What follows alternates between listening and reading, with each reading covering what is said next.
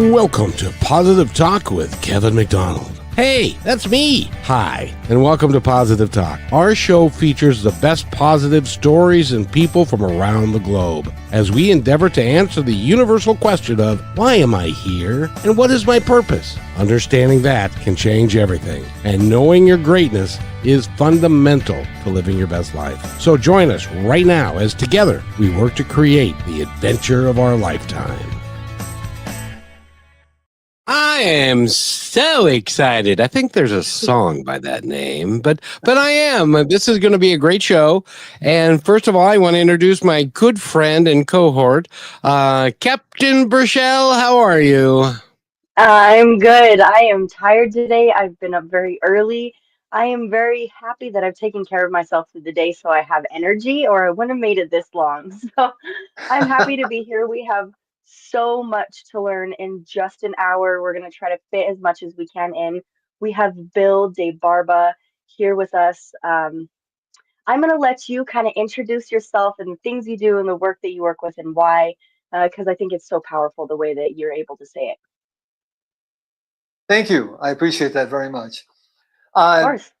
Got to give a brief history, and I have to make it brief because I'm 76 years old, and if I gave you the whole thing, we'd use the whole hour up with that alone. Oh, you're just a lad, you know. You're just a pup.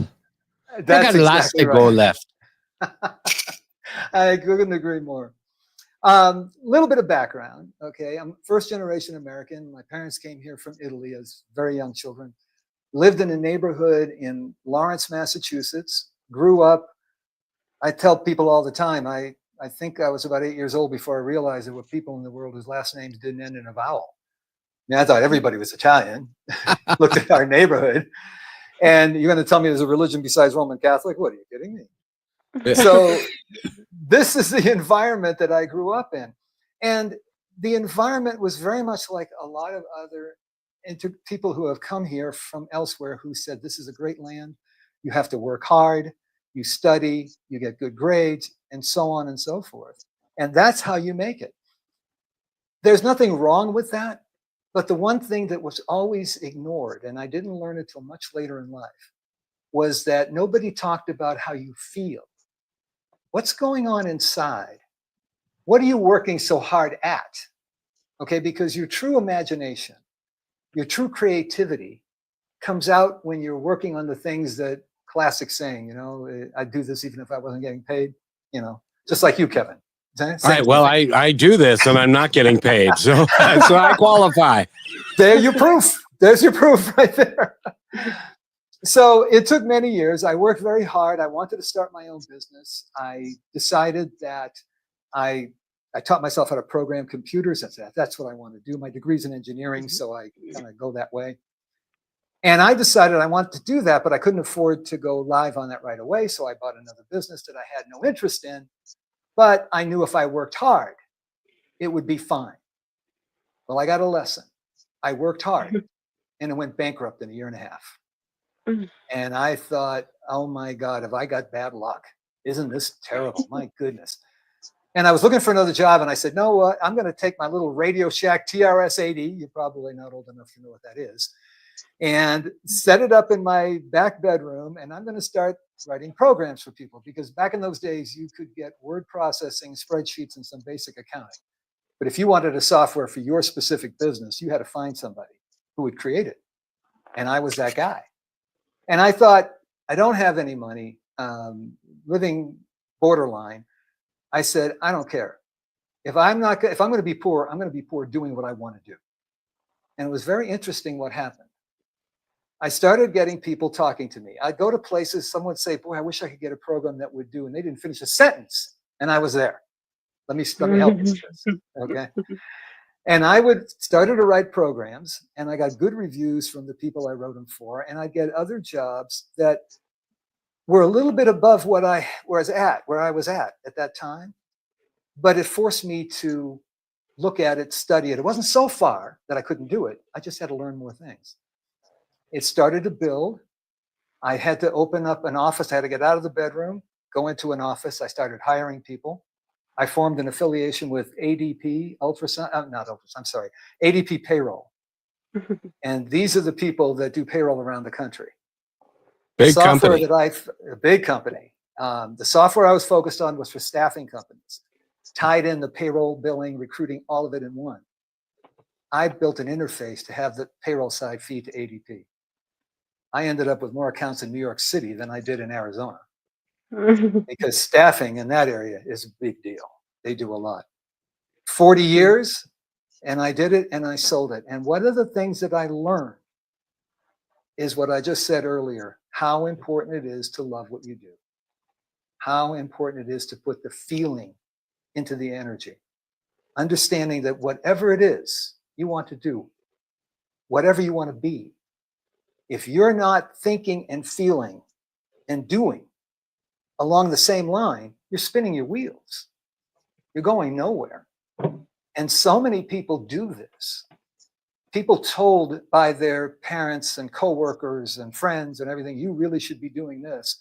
And you think, okay, I'm going to do this. And you don't pay attention to how you feel about it. You may end up loving it, but if you don't, you're going nowhere. So what I did in writing The Process of Living was not just to explain that, but to explain how to apply it. And I'm going to stop and let you ask more questions. You asked me to give you a review. You got the review. Go ahead. I wanted to ask you, because there was a moment in time when you sold your business and you had to say to yourself, okay, what now? And then I understand that a series of things happened in your life that really changed your idea of what life was all about. Would you kind of go into that just a little bit? Because, I call it, because I had one, I call it my bad country music song experience. When my dad died, my dog died, my wife left, and I lost my house and declared bankruptcy, hit a bridge with a truck, got sued for $50,000, all in about a 3-year period. And oh, by the way, several people died as well. So, we all have that, but yours was particularly not very pleasant.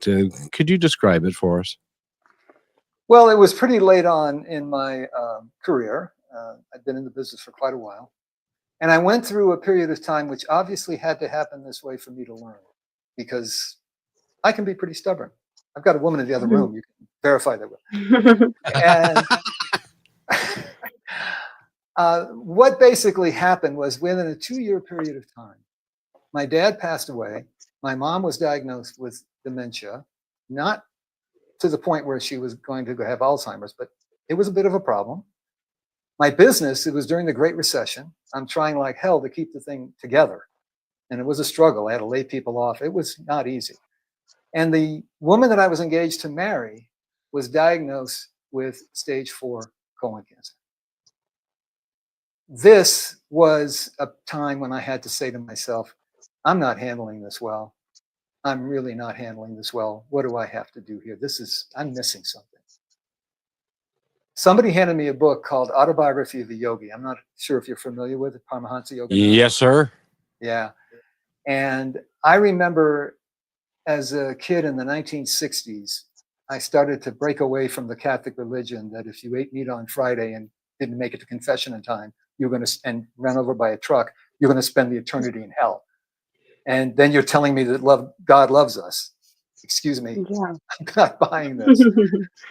And I decided then, reincarnation. Well, now, 30 years later, I read this book that's supporting what I had in mind, but goes much further than that, explaining how to bring peace, how meditation is a major part of it, and how you can allow yourself to go ahead and accept the things of the world without taking it personally. And you have the right and the necessity to decide how you're going to deal with those things. Yeah. See, the big thing was, at the time it was happening, before I read the book, I was blaming everybody, starting with God and working down, for all that was going on. And I was angry. I was very angry. And I read this, and I started talking to people. I started attending the services at their temple. And I said, I understand that a little better now. these are the trials that I have to use to grow. This isn't about blame. This is about going to school. And I am going to back up on this a little bit. Meditation, prayer. And it's not I'm not talking super religious here. I'm just talking about an awareness that I have to take the responsibility of how I respond. And I have to understand there's a learning here for me. There's something I need to know. And I came with a lot of that. As I talked to people, I attended lectures and whatnot. And I can't tell you exactly how I came up with this idea that there's really three things we think, we feel, we do. If you look at the cover of my book, you've got the process of living on top of three pillars: thought, feeling, and action. That's it. As long as we're on planet Earth, that's what drives us. So how do we know about that? How do we get it under control? That's what the book's about. Well, and one of the things I wanted to ask you in regards to thought, because thought does not necessarily mean an internal thought. It might be your intuition. It might be a thought that you have in the middle of the night that you have no earthly idea where it came from, or in the shower, or someplace else that you don't know where it came from or why it's there, but dang, that's a really good idea. And it didn't come from you. Is that part of the equation of thought? It is, if you are willing to accept that as coming from a source. In other words, how can I explain it? These things that come to you are generally a reflection of your feelings. Yeah. So you are drawing these things into your life. A lot of people think, oh, this just came from me. No, it came to you because of your drive, because of where you were focused. You see, when you are able to get those things working together, what happens is you've got a subconscious in there. You can call it energy, you can call it soul, you can call it whatever you want to call it, I don't care. But that subconscious is paying attention to what's going on within you. And if it sees a pattern, particularly a pattern where all three are consistent, it will go out and find you the people, places, circumstances, everything, ideas in the shower, everything that you need to get there. And you may call it a coincidence and an accident and, oh my goodness, I can't believe this would happen. No. It doesn't work that way. You brought it. And you should be taking the credit. And if you're going the wrong way, you have to take the responsibility too. Because it works. It doesn't always work for things that are good. People have learned behaviors in areas that are not so good. And the subconscious will go after whatever you tell it. It doesn't care. It doesn't tap me on the shoulder and say, Bill, you might want to think about this before you do this. It doesn't do that. Okay. It will give you what you want. It's a very powerful servant and totally loyal to whatever it is. The consequences to that belong to you. Well, and Bill, I need to tell you a story, and you tell me whether I need to be on medication, which is that I have been looking for somebody to co-host the show with me for a very long time. You know, as we discussed, I've been doing this off and on for over 20 years. Never found anybody, and then I worked to manifest this individual, and she's sitting right there, and the situation just arrived. It just showed up, and I said yes, and to her chagrin, she said yes too, and so now she's co-hosting the show, whether she likes it or not, and stuff. Is that kind of how it works a little bit? Well, I don't know. Let me check with Michelle here. Are you still? Bill, I have to say, good or not? No, I love this, and it is because Kevin said yes, and that came to him, but it's because I was ready for it.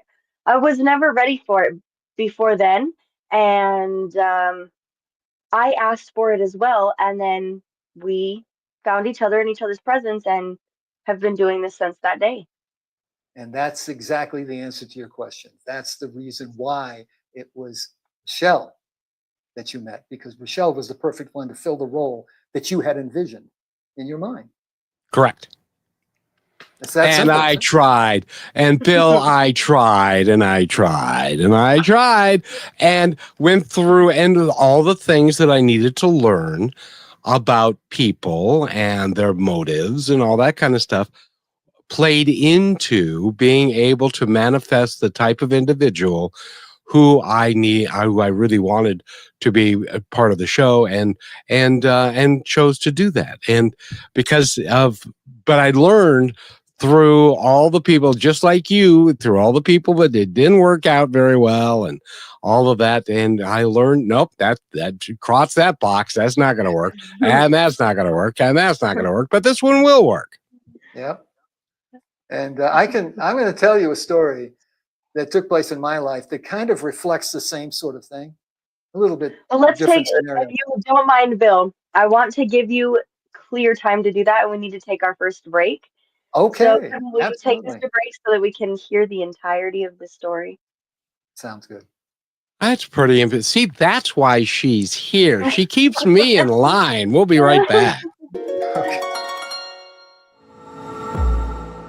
You became a real estate agent for freedom, success, and real momentum. So why are you still stuck waiting for closings to save you? I'm Ophir Adar, founder of Real Momentum, and I help agents like you become seven-figure earners. My first client that I coached, brand new agent, made $250,000 back in 2006. What's the secret? You feed your white wolf. That's the part of you that's bold and unstoppable and a closer and able to build rapport quickly. So click Get Listings at Real Momentum and let's unleash your real estate potential.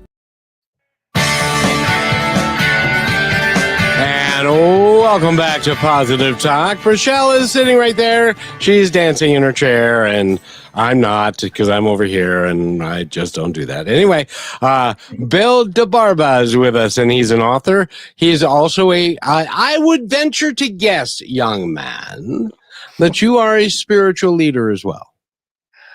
I don't know that I would qualify myself as a spiritual leader as much as I would say that hopefully in the presentations that I make and what I've written, people will find that within themselves, so that hopefully I can maybe put a little bit of a trigger there.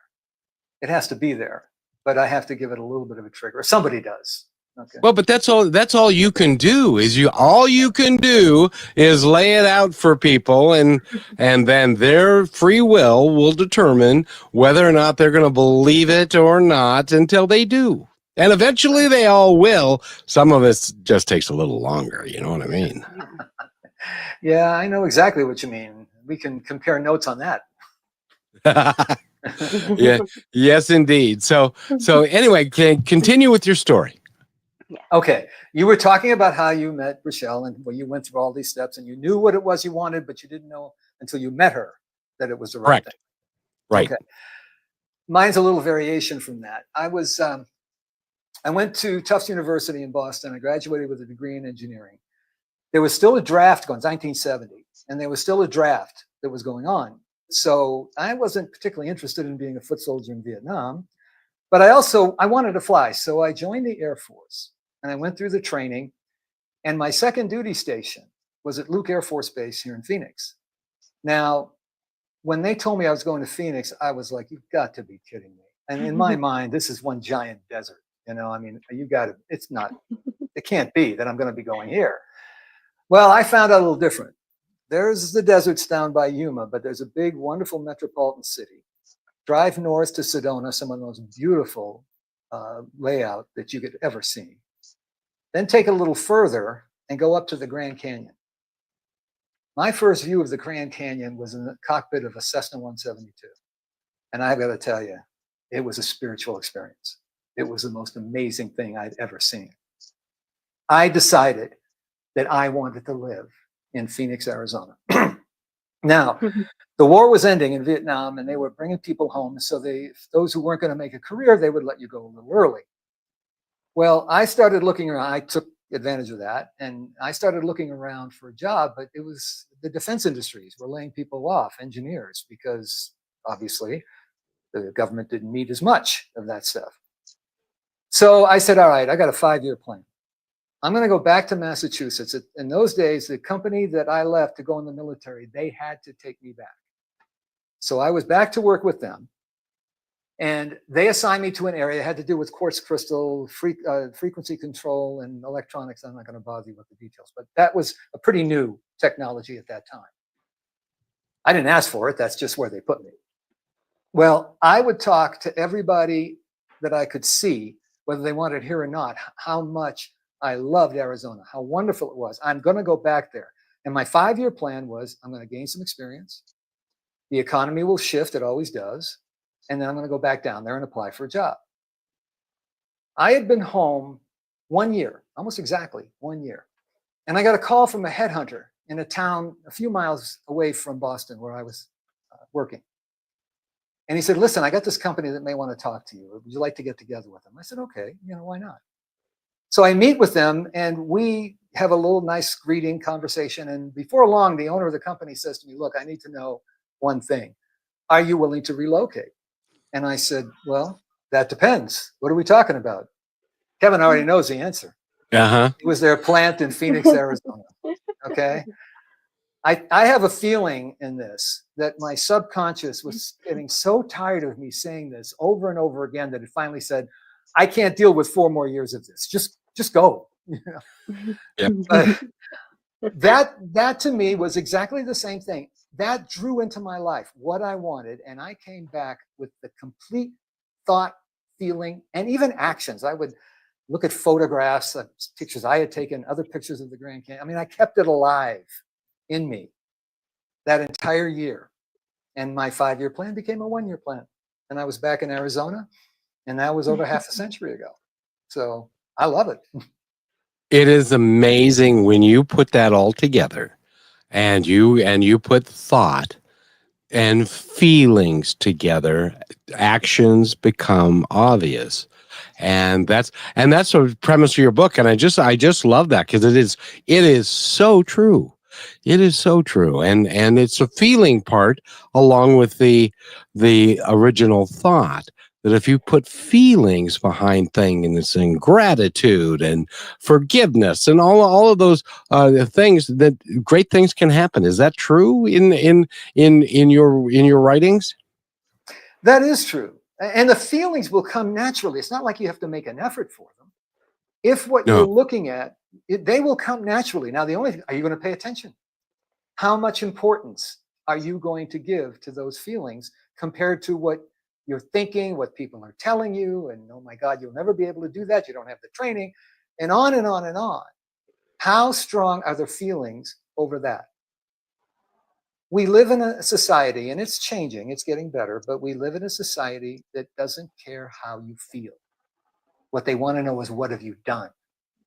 Yeah. And what's not understood completely is what you accomplish is fed so much by what you feel, not just what you know.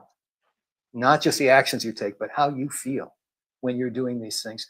That's what this is. Now, we're getting a little better. I think people are starting to wake up to the idea. This is where meditation comes in. I hope you're right. I've seen it. I've seen some changes. I talk to people.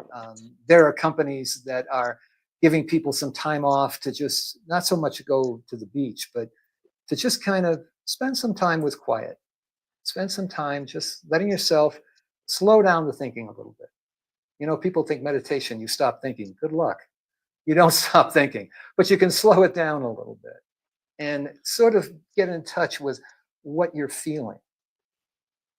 The problem is that people don't realize how important that is. Sorry, go ahead. Yeah. No, I was just going to say, because again, you're right. That is so important. I've never asked her to do this on the air before, but I'm going to ask her because this story was just magical. And it has to do with a car, and it has to do with finding a car.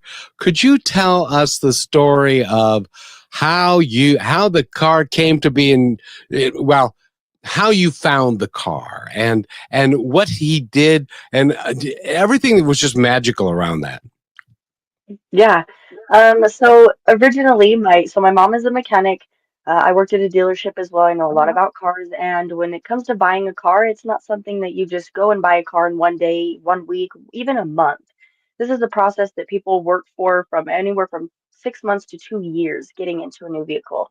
And so I set the intention of how can I find reliability and luxury for a good price, right? Because that's what who could ask for anything better besides that it goes really fast, and that's not what I need right now. So I got something a little bit slower, and I set that out, and then rather than just forgetting about it, I kept that with me. I knew how that felt. I could imagine it.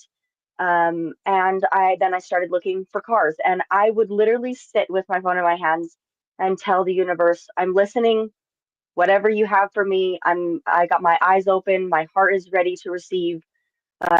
Please guide me, because I don't want to go the wrong way either, just because something looks good. So I'm going through all these listings and I'm spending this time, and before you know it, I have all these cars saved. So I start sending messages, and I'm getting responses back and forth of what time works when. And I thought tomorrow I'll have some extra time. The first two people that give me a time tomorrow, I'll go look at those cars. And I had decided, on a brand and a model that I really liked that fit all of the things I could have asked for, which was really just minimum. And I went to test drive one car, saw the car, realized off the bat, I'm not going to buy this. I told the guy, I thank you for letting me drive this, but there's no way I'm spending my money on this, like good luck. And he was really cool about it. And then I went to the next place where we had some time. It was like the perfect amount of time between then just to get gas and a snack. I got to watch the sunset go down and walking around. But as we had gotten there, I found a quarter heads up. And it's like, oh yeah, cool, yeah, whatever. So yeah, if you pay attention to little things, then that was something for me. I was like, okay, whatever this means. I had a feeling to pick it up. Don't just leave it there. That's for you. So I picked it up and I put it in the vehicle I was in to use. And the guy showed up, and I drove the car. Was almost looking for everything wrong with it, and reminded myself, you can allow yourself to be gifted a miracle, but you have to believe that that's even possible for you. And I don't believe that anything is impossible anymore. I think that anything is. And so I look around the car, everything is perfect. It's more than I could imagine. It has heated, cool seats, it has heating steering wheel, it has two sunroofs. I mean, it's everything I could have wanted, right? And it's a hybrid. I've never had a car like that was specifically white with tan interior. I've had every other color of car. And I told him, I love this car. I'm going to bring you cash in the morning. He said, okay, that works great. And keep in mind, it's $5,000 for 100,000 miles on a 2015. So it's like a dream conditioned situation. So we pull up the next morning. I get out. I find a quarter heads up on the ground. And I thought, hey, that was just confirmation of trusting myself and being allowed to have this gift in my hands, right? So I give him the money. He's almost more excited than I am to have the money than the car. He puts gas in it for me, takes it through the car wash, brings it up in his tow truck because I couldn't find anyone to help me. And I have it here at my house, and I'm astounded that this is my car. And I get inside of it, I'm looking around, and there's two specific things I found. In the visor, I went to check the sunglasses thing. I'm looking at everything, of course, that I didn't look at prior. And there's a $200 pair of Chanel glasses in there. Oh, Thank wow. you. And then I looked in, more powerful than that, though. I looked in the middle console and I found a sticker. It was face down, and I had seen it before when I test drove the car, but I never flipped it over. I flipped over the sticker, and it says, what does it say, Kevin? Do you remember? I have to remember. No, It says this something about, this is your story.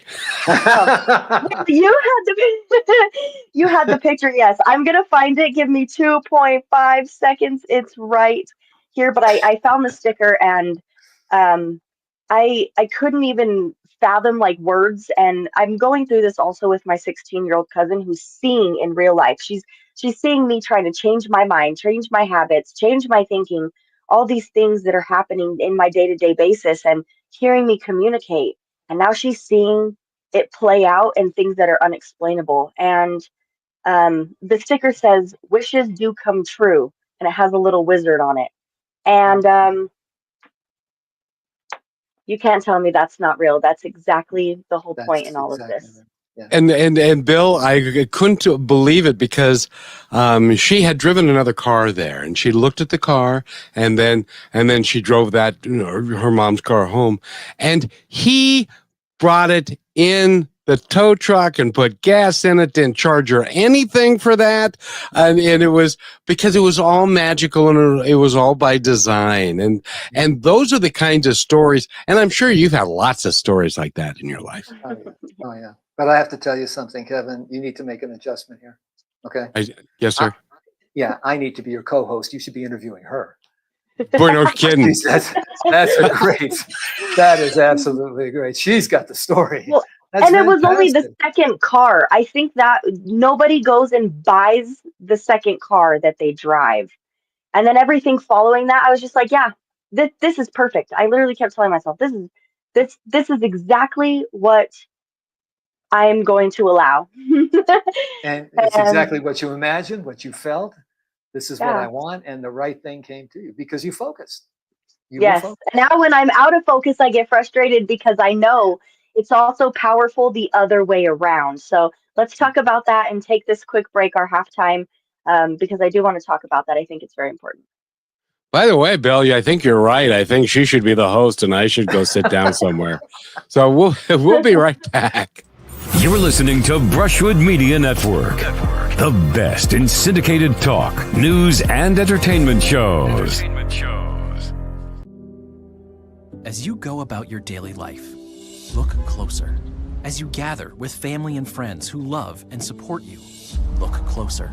There are youth right in your community who don't have the home, warmth, and healing you have. So look closer. Every year across America, a staggering 4.2 million youth are homeless or trafficked. And for 50 years, Covenant House has worked relentlessly to keep them safe and protected. Tonight, 2,000 young people will sleep safely in a Covenant House bed. And tomorrow, they will wake up surrounded by love. They get clean clothes, hot meals, medical care, and a safe place to sleep. 24 hours a day, 7 days a week. In sites across America to help them fulfill the great promise of their lives. So look closer at Covenant House. To help or get help, go to covenanthouse.org.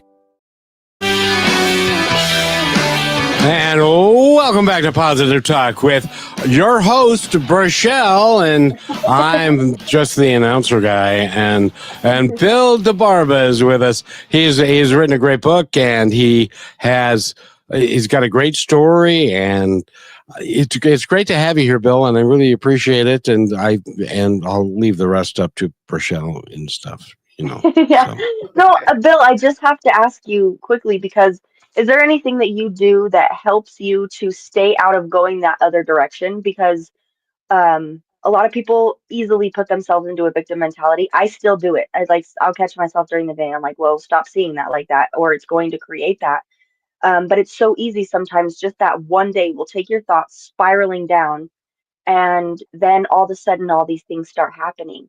Why is this happening to me? This is just negative after negative after negative. It piles up, and it does the same thing with positive as well. So, is there any practices or things that you try to remember or remind yourself so that you don't end up steering down that road? Because we're human and it's possible.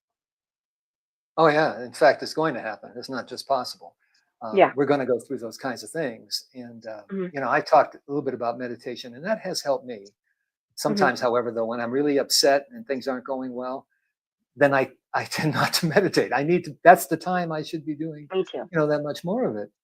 Yeah. But the thing is, it's real easy to take advantage of, or to take credit for, I should say, of the things that work. That's a wonderful story about how you got that car, and that was coming within you. But it's a lot harder when the negative things are happening, when Yeah. things are going wrong, to know that that's coming from within you. Okay, that you've got that going on as well. Yeah. God only knows why, but that is how it works while we're on this planet. And so what happens is is the blame game. See, because now I'm not responsible for that. It's because of what he said, what she did. Yeah. And I give my speeches on this and I talk about that. And I think to myself, or I say to the people I'm speaking to, you have to decide who runs your life. Are you the one in charge? Or are you giving that power out to other people? Because when you blame, that's exactly what you do. Now, and sometimes I blame myself and I get really down on myself, which, and you said it perfectly, just brings about more of the same. Yeah. And it's so easy to go down so fast. It is. It really is. Things aren't happening the way I want them to. I can't take it. Well, guess what? The path that you're on is in a straight line. Yep. Okay. A lot of people think, oh, I'm going to go from here to here and I'm sorry, but unless you're just driving down to Dairy Queen to get a banana split, that's a straight line. There's no question there. But if you've got goals that are a little more intense than that, there's a lot that you don't know in the conscious mind that your subconscious will bring you to. Remember, I told a story about the company I bought that went bankrupt in a year and a half? Yeah. That company, by the way, was a van conversion shop. You were talking about the automotive business. And this is one of those. Now, we're talking the late 70s. This is a tricked out paint job, psychedelic stuff, cushioned seats. It looked like a living room seat. You got the radio, 10-4 Good Buddy, all that kind of stuff that you see in old movies.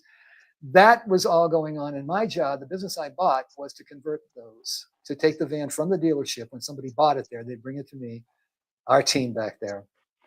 Now, did I know anything about that? Did I care anything about that? No, to both answers. But I was still in that, just work hard, Bill. That doesn't matter. You just work hard and it'll come through. Well, I learned a few things. First of all, I had a great group of people as far as their talent was concerned to do the job. However, I would have made more money if I just took a commission on the drugs that were being sold back there. It was. It was like, what do you do?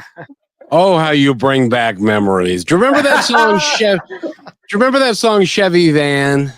Yes. We were going down the road in our Chevy van, and that was a pot song from way back when. Oh yeah, absolutely. So I kept working hard, and I hope I don't offend you, but car dealers can be difficult to work with. I was one and I hated them. That's okay. Okay, good. I didn't want to hurt your feelings, but No. Okay. They're hard to deal with when you're a customer. Try dealing with them with a vendor. Things really get interesting. I can't even begin to tell you the stories of what people did. They took my sales manager and worked him into a deal where they could take advantage of me financially to get things done. It's a complicated story, but it was really something else. And that's what I was doing, blaming them. I was blaming the dealers. I was blaming the economy. I was blaming my sales manager. This isn't my fault. Yeah. Later on, when I got the message, I learned a little bit better. It's not about looking at it from a point of view of fault. It's a point of view of power. This is a demonstration of your power being directed in the not of best ways, but it's still a demonstration of your power. Whether you're going for something positive or negative, it's still the same thing. Because very true. That's how we function. That's how we function. It's when we give up the ownership of it that we get in trouble. It's when we start blaming everybody else and not assuming the power and giving them the power. That's when things continue to slide downhill. And to answer your question, how come when you get started down, it starts to go down pretty quick? Because no matter, and I still do it, I still get upset. I still read the news and I say words, say here. Okay. I'm just so angry at certain people for what they did, what they said. That part is outside of my control. The only thing I can control is my reaction. The only thing I can control is my internal peace. And sometimes I have to bring myself back. Sometimes I go on the downhill slide and I have to bring myself back. But that's what I'm really telling people. Look, you're not going to be perfect at this unless you're a saint. You're not going to be perfect at it. But if you're aware of it, if you understand it, then at least you can come around. You can make the turn to go the other way instead of staying on that downward path. That's really the core of what I talk about when I speak to people. I've given presentations in prisons. I've talked to people in second chance programs. And I mean, you don't ask questions. Okay. You go into the prison and you don't ask questions. You basically just give the information. If they want to tell you something, you listen. But other than that, no, I'm not going to say, why are you here? What did you do? Yeah. You don't do that. Okay. Well, most people in prison are convicted of something they didn't do anyway. Of course. They're all innocent. Yeah. Yeah. And they blame somebody else. If she hadn't gotten in the way of that bullet, I wouldn't be here right now. Exactly. I mean, that's an extreme, but it's still true. It's still true. Yeah. And Bill, and I wanted to. I'm sorry to interrupt you, but No. I just wanted to get your thoughts on this. Why do so many people believe that it is out of their control? That things are out of their control and they have no control over anything, and some people even go so far as to say, well, it's God's will and stuff. I have a different viewpoint. My viewpoint is God's will is our will. He wants us to live happy and wonderful, fulfilling lives, and we get in our own way too much. Is that close? Oh, that's not close. That's right on. See, here's the thing. It's easier to blame the other people, or even better, to blame God, because he's all powerful. What can I do? It's that kind of, that's the problem. That's the thing. Once you start blaming, it's easier to do that than to take responsibility. It's easier to blame these people for the situation you have in life instead of stepping back, taking a look. What do I really want? What is it going to take to get there?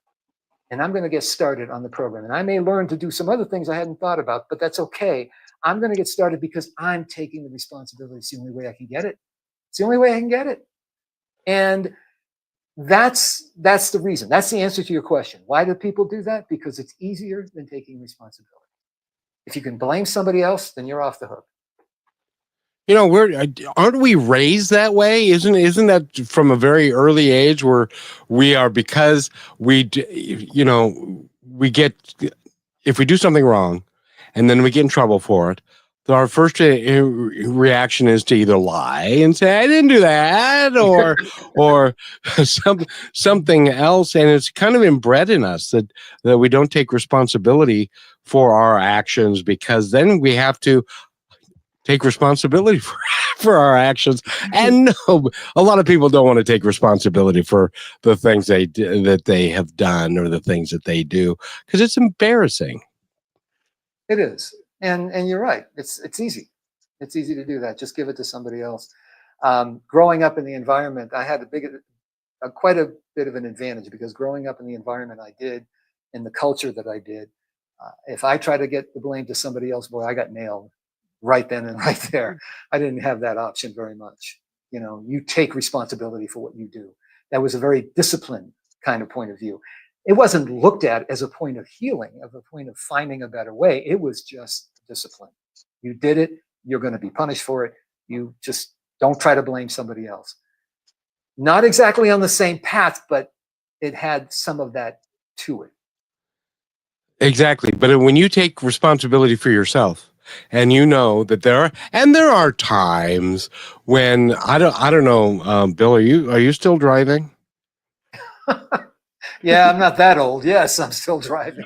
Well, and the only reason I ask is that I still have a problem. I like to believe that I take responsibility for myself, but when that guy cuts me off, and I, you know what I mean, and it's like it's his fault, or you get in, like I got rear-ended the other day. I didn't even tell Rochelle that I got rear-ended the other day, and then they hit and ran, and so I went home. And I said that there's nothing I can do about it now. They're gone. I'm not going to go chase them down. They'll probably kill me. And so, but that was no. And they didn't hurt my car. They just were being stupid. And, but I can't control any of that. I can only control how I'm going to feel about that. Exactly. Exactly. There's a lot going on out there that you don't have control over, but you have 100% control over how you respond. Bill, I used to drive a bus and in Seattle, and I'm Really? telling you, there was all kinds of times where I had no control over anything.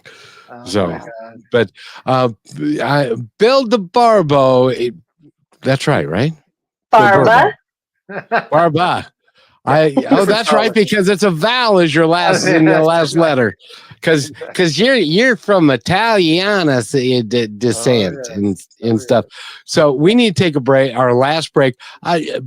Bill, I would like you to listen to this, and you tell me what you think of this particular commercial, because I made it myself with the help of some friends. We'll be right. So listen to this, everybody. The strength of staying kind from your friends at Positive Talk Radio. Kindness is not weakness. It takes real strength to stay kind in a world that often rewards anger, ego, and control. Being kind means choosing to act from your values, not your wounds. It means showing grace even when no one's watching. But kindness doesn't mean being passive. It doesn't mean letting people take advantage of your time, your energy, or your peace. You can be kind and still say no. You have a soft heart with firm boundaries. The strongest people I know are the ones who choose compassion without losing themselves. They've been hurt. They've been tested. And still, they choose to love and lead and to lift others anyway. Kindness is not about pleasing everybody. It's about honoring who you are and how you treat others, even when it's hard. So stay kind, stay human, and stay strong. And always remember this: be kind to one another, because each other's all we've got.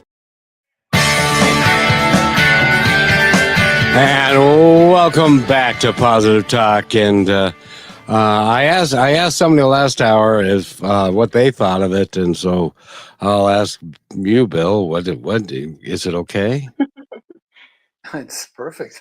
It's absolutely perfect. About the only thing I would have added to it is pay attention to how much your life improves when you're kind to someone else, when you're kind on a regular basis. How much does it do for you?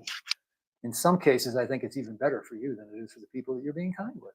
I know. It's a win-win, you know? Yeah. Well, I have to go to say, you need a whole nother commercial, Kevin, to talk about that specifically because of that. Well, and because I find that being kind to somebody else makes me feel better. It makes me feel good. Exactly. And that's why I used to be, when I was in the restaurant business, I was a host, and I took great pleasure in seating people and making sure that they had what they needed and stuff, because that made my heart feel good and stuff, rather than just throwing menus down and saying, "Here, sit here," kind of thing, and stuff. So it was really important to me. I'm going to tell you a story about the person that I know at the gym I go to. This gal, I've known her for years. She, some years ago, was diagnosed with ALS, Lou Gehrig's disease. This I'm sorry. Yeah, it's bad.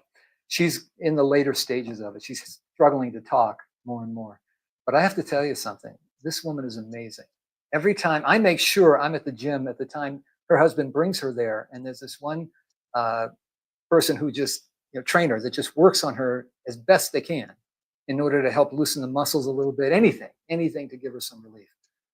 I go over to her, and she will look at me and say, "Oh, how are you? How are you doing?" She's asking me this, okay? I mean, she's absolutely unbelievable. And I talked to her. She said to me one time, she said, "I hope you have a wonderful day." And I said, "Well, now I've been here to see you, so I will have a wonderful day." And she turned her head to some of the gals on the other side and said, "Boy, he's so smooth," But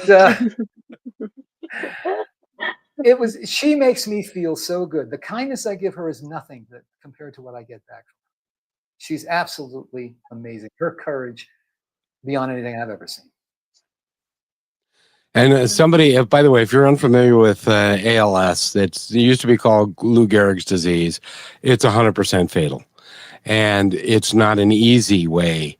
It's not an easy death. It's not an easy way to die. But to have a positive outlook, even though that is going on in your life, that is priceless, because you will remember her and her legacy forever. And every time you tell that story, that expands her legacy. Absolutely. Absolutely. I mean, it seems crazy, but we were okay friends. We'd say hi. She's a nice lady. Always been, but I never had a connection with her like I did after all of this started, which seems kind of crazy, but that's really what it was. And I started out, I'm going to be kind to her. I mean, she's given me so much more, so much more. And by the way, again, we're talking with Bill DeBarba, and go to his website, which is, Brishelle? His website is, give me 2 seconds, theprocessofliving.com. I love this opening too. Go to his site, everybody, theprocessofliving.com.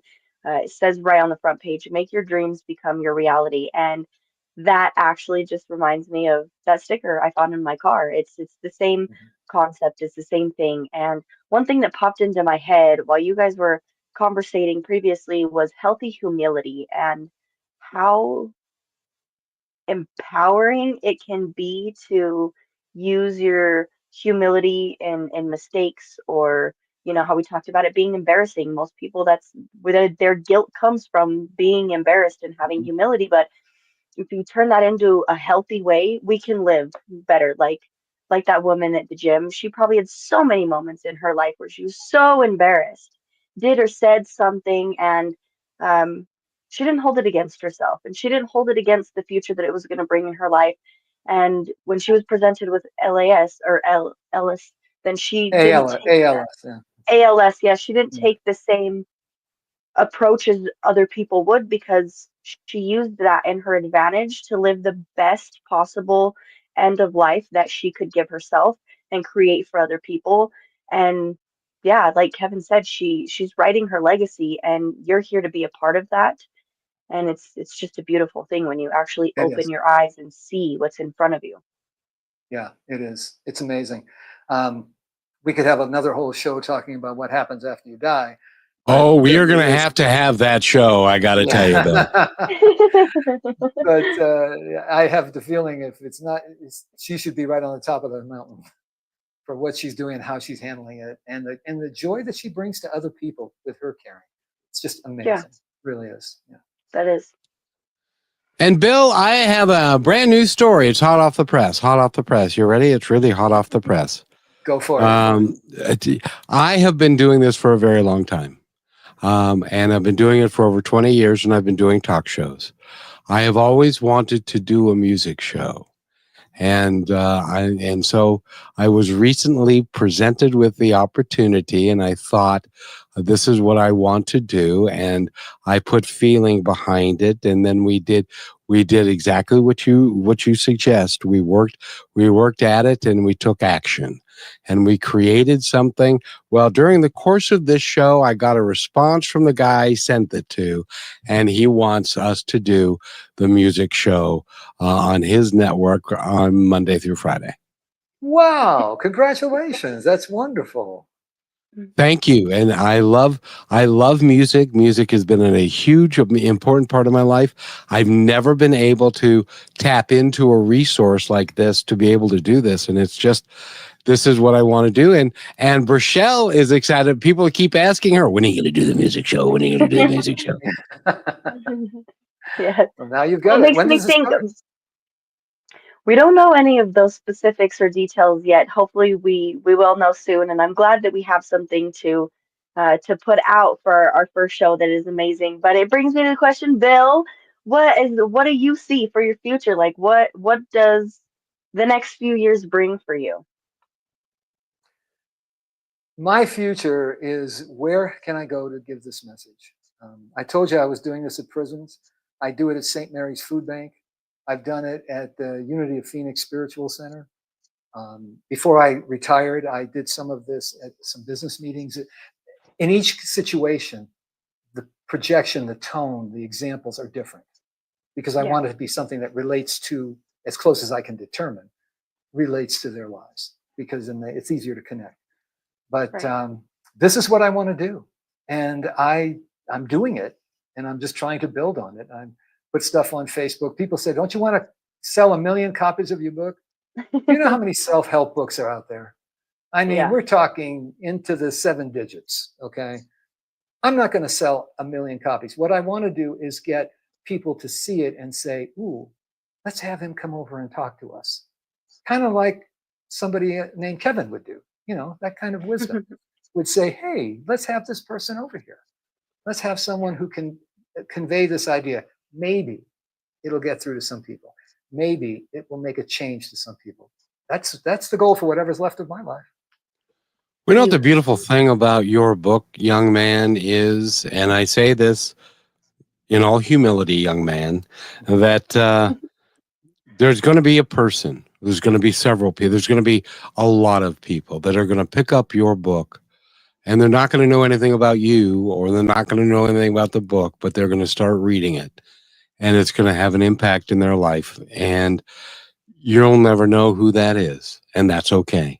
That's not your business. It's a business between them and their divine connection, but that's what's going to happen. And congratulations. That is a hell of a legacy to leave. Thank you very much, sir. I really appreciate that. And we're running out of time, Bill, but I have to ask you before we leave and we tell everybody where to go find information about you, anything that you would like to share with our audience. I would like to share with the audience is don't dismiss the power that you have. Don't give it away. Because wherever you go, your happiness, your joy, your feelings of accomplishment will come when you fully understand that that power lies within you, and you can draw into yourself anything you need to bring that alive. That's the message I want. Very good. And never quit. Yeah. That's exactly. Because you just don't know how long it's going to take for the universe to line everything up for you for it to all work for you the way that you think it's supposed to. And sometimes it doesn't work the way you think it's supposed to. It works the way it's supposed to. Is that true? Not sometimes. Oh, it's true 90% of the time. It's my story of getting back to Arizona. It didn't go the way I thought it was going to go. It's the story of being self-employed. It didn't work the way I thought it was going to work when I got started. The path I had to take, and the path everyone has to take, is you need to learn what you need to know. If you have the resolution, you will go on a path unlikely to be the one you had in mind, but it will take you to places to get what you need, to get the resources, to get the knowledge, the understanding, the people, to get you to where you want to be. And that's not what you had in mind when you started it out. And that, sir, is the grand adventure. Yes, it is. If we knew everything that was going to happen, this would be no fun at all. It'd be boring. It'd be boring. Yeah, that's right. So we get to understand, and it's like, oh, I didn't think it would go like that, but then, it's going to work out fine. That's right. You got it, sir. So Bill, thank you so much for being here. Rochelle, his website again, please. His website is theprocessofliving.com. Go find a book, go find a resource, get in touch with Bill, and see your life change. It's so worth it. It's so exciting, and you never really go back from making that change. So keep that in mind. And Bill, you're going to have to come back because we got way more to talk about. I agree completely. We're going to have a lot of fun at this. Okay. Yeah. Thank you so much, young man. And Rochelle, thank you for allowing me to co-host with you. You're welcome. Anything for you, Kevin. And thanks again, Bill. Have a great day, everybody. Thanks for listening to this episode of Positive Talk with Kevin McDonald. Our purpose is to provide everyone with a positive, entertaining, and educational experience. I would love your feedback and comments about the show, including possible topics and great guest suggestions. Please email me at kevin@kmmedia.pro. And remember, be kind to one another because each other's all we've got.